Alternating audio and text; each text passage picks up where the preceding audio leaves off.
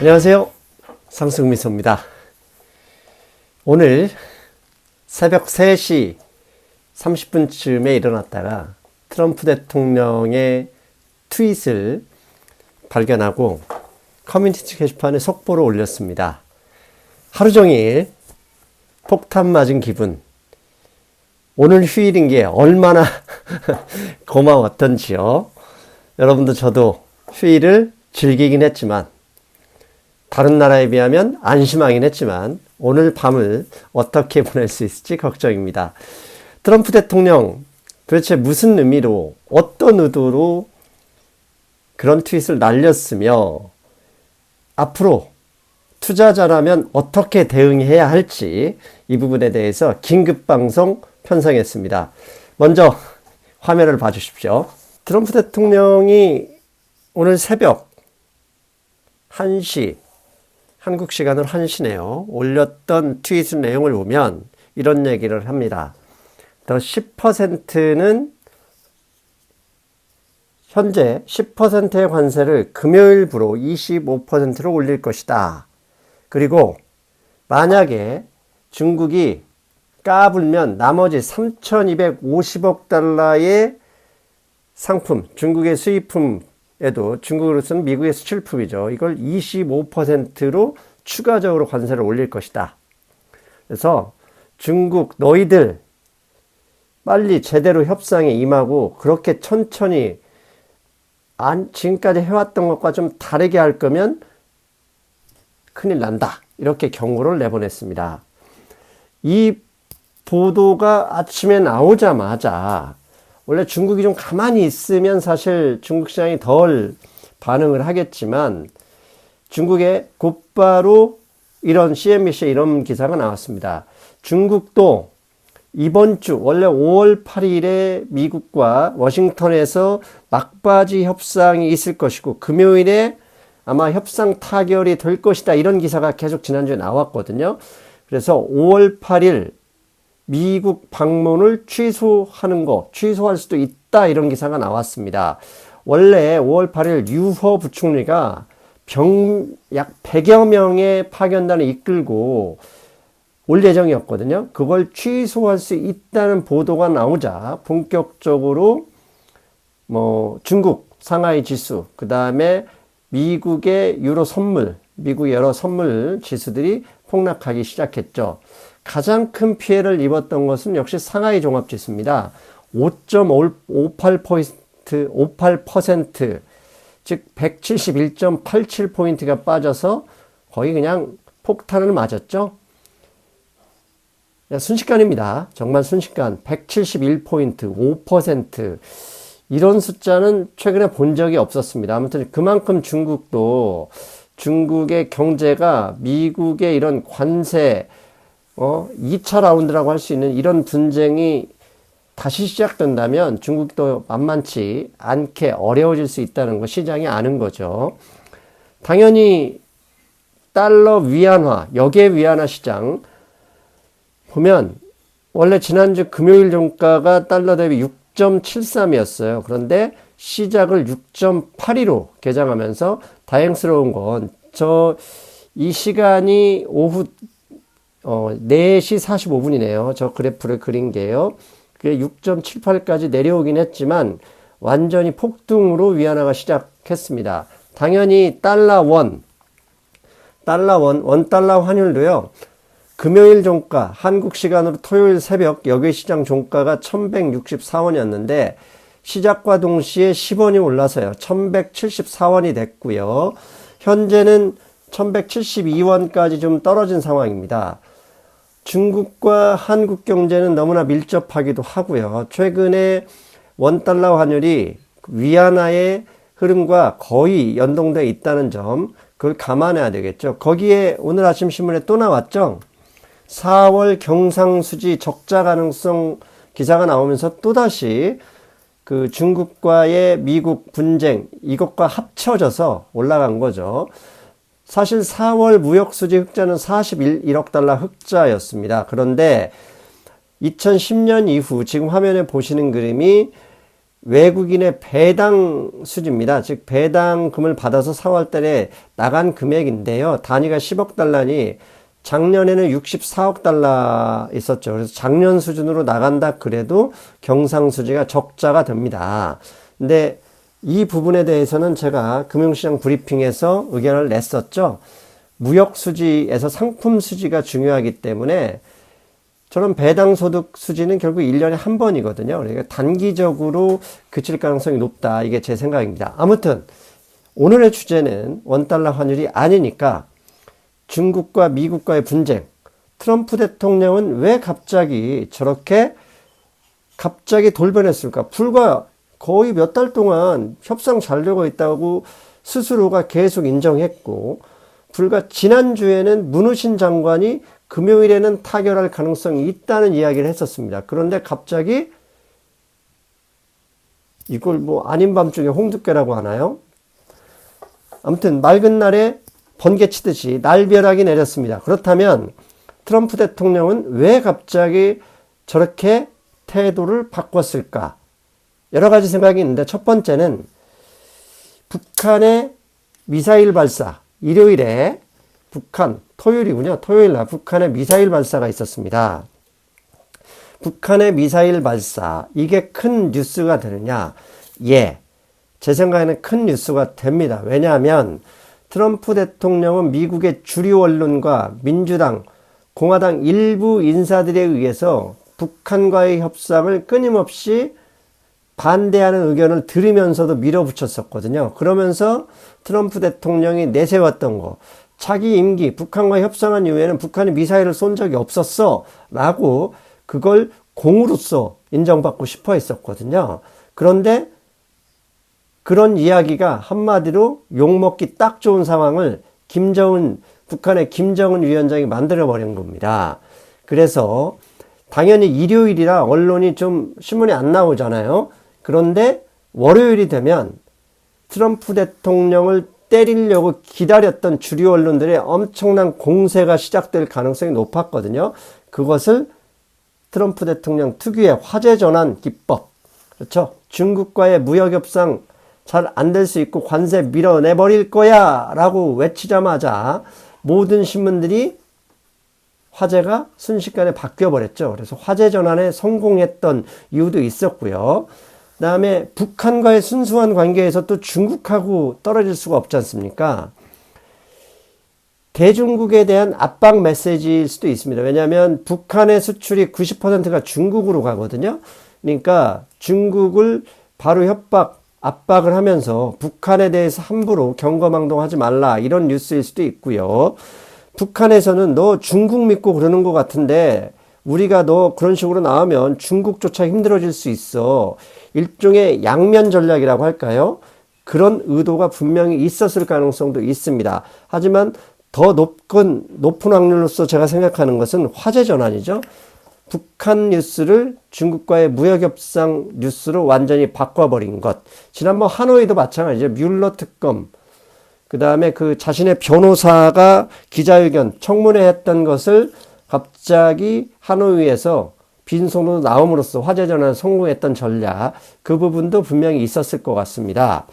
그리고 이게 아니더라도 중국과의 협상 테이블에서 협상을 미국에 유리해 하도록 극대화하는 전략일 수도 있다. 이런 생각을 해봅니다.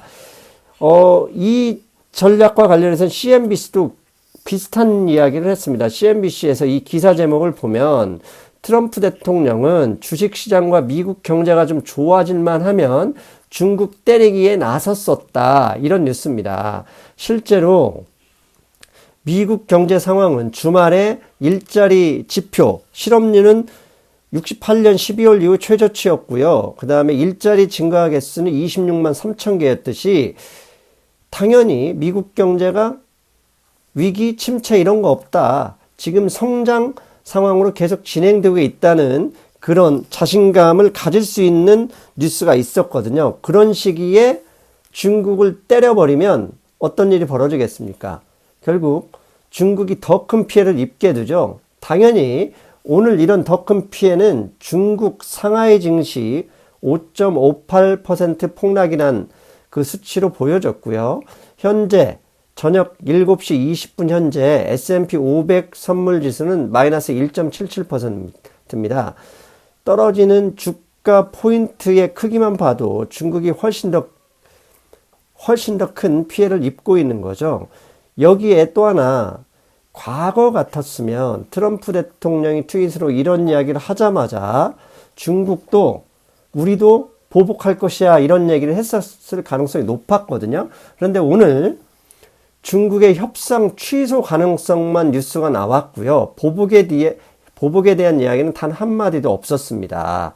이런 것으로 볼 때 트럼프의 협상 극대화 전략일 수도 있다 이런 생각을 해보고요. 그렇다면 이게 왜 트럼프의 협상 극대화 전략이 될 수 있는지 CNBC에서 분석한 기사를 보면 이런 얘기를 합니다. 만약에 중국이 보복한다 이런 얘기가 나오면 트럼프는 공언을 했거든요. 우리는 그러면 나머지 3,250억 달러에 대해서도 25% 관세를 부과할 예정이다. 이런 협박이라고 좀 그런가요? 압박 전술을 했었는데 CNBC에서 분석하기를 만약에 중국이 협상을 거부하는 걸 넘어서 미국에 보복하겠다고 이상한 소리를 한다면 미국은 전체 중국 수입품에 대해서 25% 관세를 다시 때릴 것이고 그렇게 되면 중국이 그 어떤 부양책을 한다 하더라도 중국이 경제성장률 목표치죠. 6% 성장하는 것은 아예 불가능할 것이다. 이런 분석을 해놨습니다. 즉 오늘 중국이 협상 거부 가능성만 흘렸을 뿐 보복에 대해서는 단 한마디도 못했던 것은 결국은 미국이 힘이 더 세고 미국에서 버는 돈, 미국 수출에 대해서 그렇게 막혀버리면 경제성장률이 6%도 절대 이룰 수 없을 가능성이 높기 때문이다. 그러면 즉 이런 것을 트럼프 대통령이 알고 있기 때문에 중국에 더 많은 양보를 얻어낼 수 있다. 이렇게 분석하는 기사도 있었습니다. 그렇다면 여기까지는 이제 상황 설명이고요. 중요한 건 제 방송을 듣는 분들은 어떻게든 투자에 관심이 있는 분들, 투자를 하고 계신 분들이잖아요. 그러면 어떻게 투자자로서 나는 어떻게 시장 폭락에 대응해야 할 것인지 이게 가장 중요한 포인트일 겁니다. 이걸 이야기하기 전에 골드만삭스가 긴급 리포트를 냈습니다. 그 골드만삭스가 준 힌트를 보면 이런 이야기가 나와 있습니다. 현재 상황만 보면 골드만삭스는 40%의 확률로 협상이 잘 안 될 가능성이 높다라고 본다. 그런데 협상이 잘 될지 아예 망가질 수 있는지 가장 단기적인 포인트, 여러분들이 확인해야 될 리어텀 인디케이터가 뭐냐? May 8 as scheduled, 즉 예정되어 있는 5월 8일 협상이 진행되는지 여부가 가장 중요하다 이런 얘기를 했습니다. 즉 중국과의 협상이 앞으로 잘 진행되고 관세 분쟁이 해결될 수 있는 실마리를 얻을 수 있는 가장 중요한 신호는 유허 부총리가 100여 명의 파견단을 이끌고 5월 8일 방문하기로 한 워싱턴 방문을 예정대로 진행한지 여부가 될 것이다. 자, 이게 무슨 말입니까? 유허 부총리가 여러 명을 데리고 오든 말든 5월 8일 날 일단 워싱턴에 오는 것 자체가 미국과 이 분쟁, 추가적으로 다시 한번 분쟁이 악화되는 상황이 아니라 잘하면 해결될 수 있는 포인트로 볼 수 있다는 겁니다. 그래서 여러분도 오늘이 5월 6일 이틀 남았습니다. 5월 8일 날 중국 대표 협상단이 워싱턴으로 오는지 여부를 확인하고 대응하셔도 된다. 이렇게 말씀드릴 수 있고요. 그러면서 이런 이야기를 골드만삭스가 했습니다. 뭐라고 했느냐? Upcoming visit is cancelled. 즉 5월 8일 예정되어 있는 중국 대표단의 방문이 캔슬된다면 5월 8일 예정된 중국 대표단 방문이 취소된다면 금요일 25% 관세 인상은 그대로 실행될 것이다. 이렇게 예상을 했습니다. 즉 골드만삭스는 다시 한번 얘기했죠. 일단 여러분이 시장에 대응할 때 판단 어떻게 행동을 할지 여부는 5월 8일 협상단이 미국으로 오는지 안 오는지를 봐라 하셨죠. 그렇게 골드만삭스가 얘기했고요. 그러면서 다시 이런 얘기를 했습니다. 만약에 협상단이 와서 협상을 진행하는데 그 진행 과정에서 금요일에 관세가 25% 인상된다 하더라도 관세 하더라도 그게 끝이 아니다. 협상이 진행하는데 진척이 있다면 트럼프 대통령은 행정명령으로서 이미 관세 인상을 실행된 그것 자체를 취소할 수 있는 권한이 있다. 그걸 눈여겨봐야 된다. 이렇게 얘기했다고 합니다. 그랬더니 오늘 오후 5시경 홍콩의 사우스 모닝 차이나에서 이런 이야기가 나왔습니다. China is still preparing for US trade talk. 아침에는 분명히 considering cancel the 협상 취소를 고려하고 있다 이런 뉴스 때문에 폭락했는데 중국 장이 마치고 5시경 중국 외교부의 공식 성명입니다. China's Ministry of Foreign Affairs 공식 성명은 뭐라고 나왔냐? 이렇게 얘기를 했습니다. is preparing to travel to the US for the trade talks. 우리는 5월 8일 미국과의 협상을 위해 협상을 위해 미국을 방문하는 거 일정을 취소하지 않고 준비하고 있다. 이렇게 얘기했습니다. 이게 신문의 발표인데 누구 발표냐? China's Ministry of Foreign Affairs, 외교부 대변인의 공식 발표했다는 얘기입니다. 골드만삭스가 앞에서 이야기했죠. 첫 번째 신호, 5월 8일 날 예정대로 방문하는지를 확인하면 일단 협상이 진척되는 것으로 여겨도 된다. 골드만삭스 한 얘기 기억하시죠? 그리고 또 하나 아침에 나왔던 얘기인데요. 중국 경제의 충격이 더 많음을 중국인민은행이 곧바로 인정했어요. 뭐냐? 긴급 지준율 인하를 발표했습니다. 5월 12일부터 15일부터 현재 지준율 11.5%에서 8%로 인하하기로 했답니다. 그래서 RP 거래 등을 통해서 금융시장에 약 23조 원의 유동성을 투입하기로 결정했다는 얘기입니다. 이게 무슨 얘기일까요? 이게 무슨 의미일까요? 즉 미국과의 협상이 지지부진하면 미국보다 중국이 훨씬 큰 피해를 입는 것이고 그 피해를 막기 위해서 왜 심리적으로 위축돼 버릴 수 있으니까 곧바로 5월 15일자로 지준율을 인하해서 유동성을 공급하겠다. 통화정책을 완화하겠다. 이렇게 발표한 것이죠. 즉 중국 경제에 이런 미국과의 분쟁, 이런 분쟁의 충격이 피해가 훨씬 더 중국에 많다는 것을 인정했다는 얘기입니다. 이렇듯 이제 상승에서 결론이 나올 시간이 됐습니다.